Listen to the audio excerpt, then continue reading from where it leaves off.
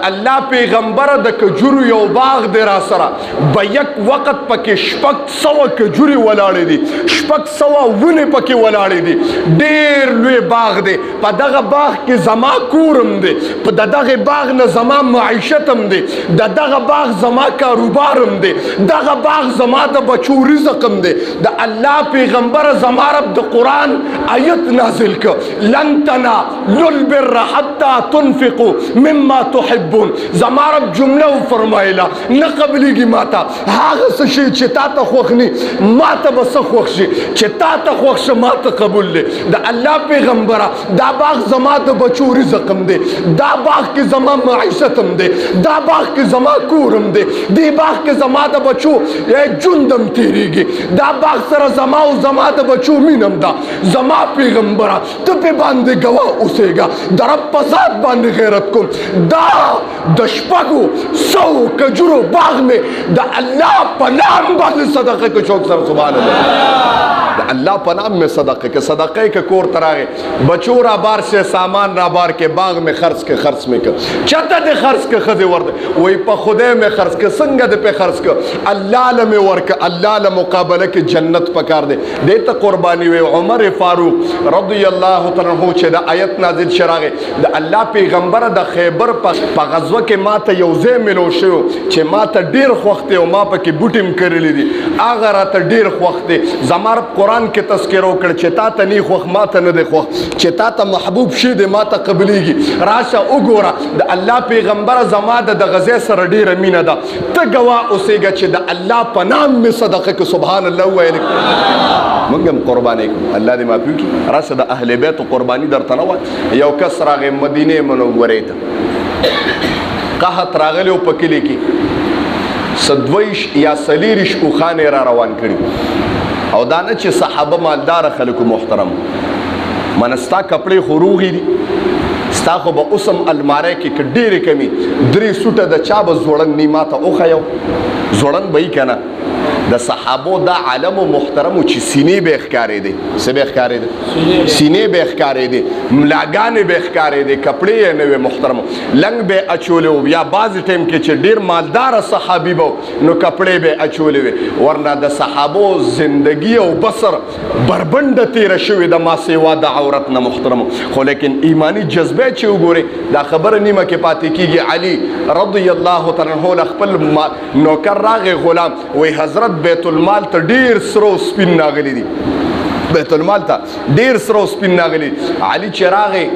وی کتل بلا سرو سپین جواهرات پراتو نو حضرت علي رضی الله تعالی عنہ سرو سپینو ته وکتل او ګوتې ورته داسې کړه ای وی ما نشی دوکه کولی قربان شم د صحابه ما نشی دوکه کولی تا نه که نن یو توله کالي راغی ته به مړ نشي محترمو یو توله دې ټایم کې 2.5 لکه روپۍ دي که زرګر پکې نو هغه ته پته لګېږي 2.5 لکه روپۍ دي تا لکه یو توله راغی نو ستا په ایمان به زلزله را نشي محترمو په ټنونو او په منونو سره پراته وو محترمو ورته جواب کې څه وایي وی سرو ما نشی دوکه کولی راشه وي جارو روړه بیت المال نه اعلان وکړه چې څومره فقرا او غریبانان دي را دن نشي د مدینې منورې په تمام غریبانانو باندې سرو سپین په باندې تقسیم کړه د سرو وړې وړې ټوټې چې پرتې وي هغه پرتې وي حضرت علي د بیت المال نه جارو را واغسته هغه سرو هغه ټوټې هم پې جارو کړي شوق سره لږ سبحان الله وایي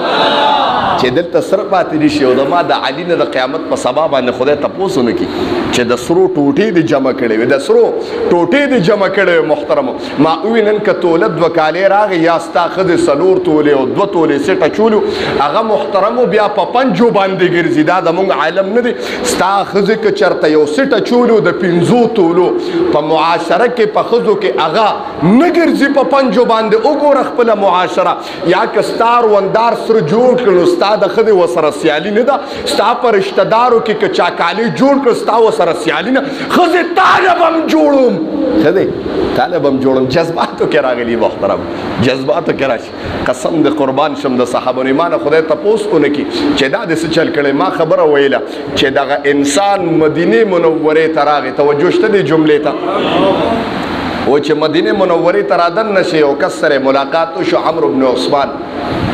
وته وی قات راغلی زمونږ دغه کې هغه ته ښه راشه یو 2 اوښان سامان یې ورته ډک کړ باقي 25 اوښان ورسره ولاړ 25 وایي دې سره څه وکړم وایي دغلته یو انسان د حضرت حسین رضی الله عنه یې نامه ده ورشه وګوره دا د اهل بیتو نه دی خپله فقیر دی خو چې درته څوک ودرېږي نو خالي نه سي وایي ما سره خو 22 اوښان دي وایي تا سره 22 اوښان دي که 200 مې د هغه د در نه به ډکېږي سبحان الله ووایي